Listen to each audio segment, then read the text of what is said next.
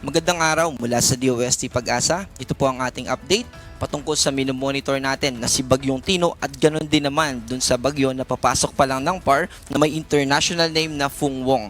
Ang ibig pong sabihin nito ay isang uri ng mountain, Phoenix Mountain, at ang pangalan na ito ay nanggaling sa Hong Kong, China. Ito pong si Bagyong Tino ay lumabas na ng Philippine Area of Responsibility kaninang madaling araw, alas 12:30.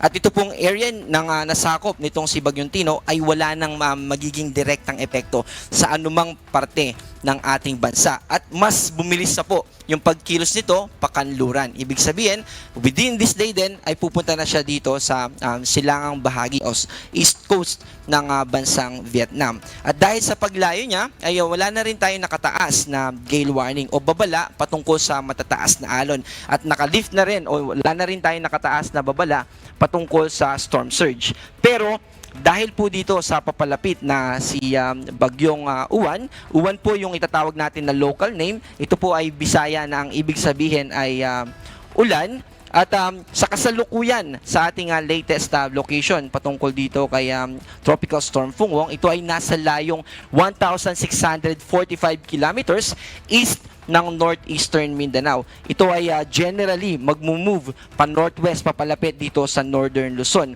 sa bilis na 10 kilometers per hour.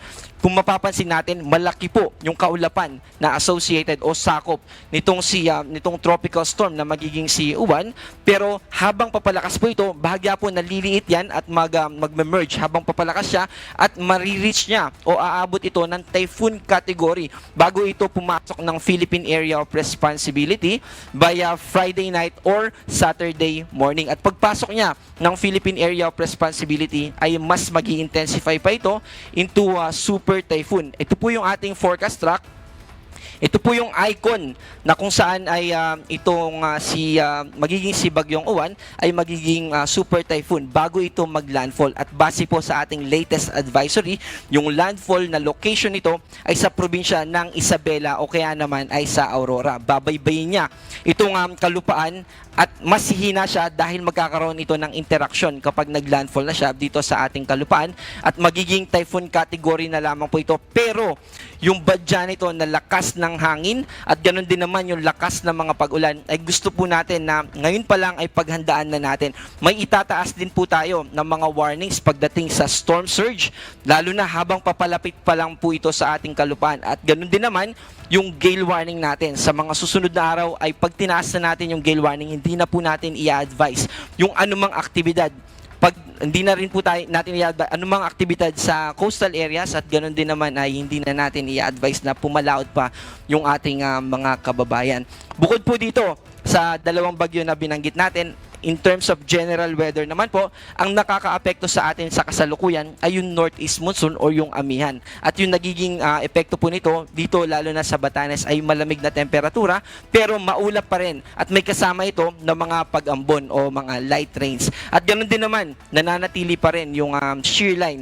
Ito pong shear line yung nakakaapekto dito sa Metro Manila nung mga nakaraang araw, kaya po maulan. Pero kahapon, dahil mas nag-recede o umatras na yung posisyon ng shear line, ay hindi na po tayo nakakaranas ng mga pag-ulan dito sa Metro Manila. Ang naaapektuhan na lamang po nitong shear line ay yung probinsya ng Isabela. Bukod po doon, dito naman sa Metro Manila, ang magiging lagay ng ating panahon at kasama din yung natitirang bahagi ng ating bansa ay magiging partly cloudy to cloudy skies. Ibig sabihin, mababa na yung tsansa ng mga pag-ulan. Pero nandun pa rin naman yung posibilidad ng mga localized thunderstorms. Ito yung mga pag-ulan for a short period of time and for a specific area lamang. Halimbawa sa Metro Manila, may mga city lamang na magkakaroon ng mga pag-ulan for a short period of time.